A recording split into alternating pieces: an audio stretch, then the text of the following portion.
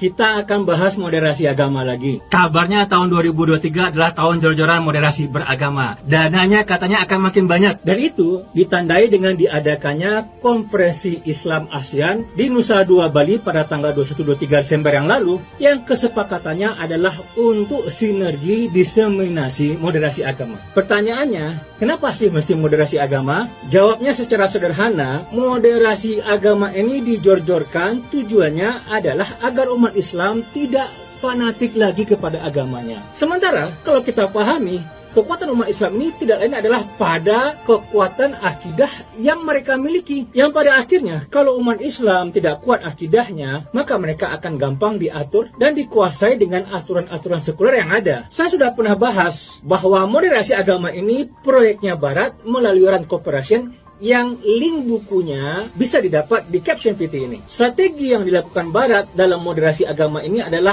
perang istilah. Itu dengan 3 cara. Pertama, mengkriminalisasi sejumlah ajaran Islam dan istilah-istilahnya, seperti istilah jihad, khilafah, khisos, poligami, jilbab, cadar, dan sebagainya. Dengan begitu, umat menjadi takut terhadap istilah dan ajaran yang berasal dari agamanya sendiri. Kedua, dengan cara mengacaukan istilah-istilah dalam ajaran Islam, lalu mereka campur dengan pemikiran Barat agar umat Islam itu kebingungan. Misalnya, merancukan istilah demokrasi itu sama dengan musyawarah, atau kekhilafahan sebagai pemerintahan Islam dengan sebutan kerajaan atau kediktatoran. Ketiga, dengan membuat istilah-istilah baru agar umat berpaling dari ajaran Islam. Misalnya, istilah kafir diganti dengan istilah muwatin. Dan dalam hal ini, mereka memunculkan istilah yang tidak ada dalam Islam, lalu mereka puji sendiri. Seperti misalkan ukhuwah watoniyah, ukhuwah insaniyah, begitu juga dengan Islam wasatiyah atau yang disebut dengan Islam moderat. Dan sebagai lawannya, mereka memunculkan istilah untuk dijadikan sasaran kebencian, seperti Islam radikal dan Islam ekstremis. Nah, itulah strategi perang istilah dalam moderasi agama ini. Dan ini adalah proyeknya Barat melalui Rand Corporation-nya. Harusnya umat Islam, terutama para pemimpinnya dan para ulamanya, menolak tegas agenda Barat ini.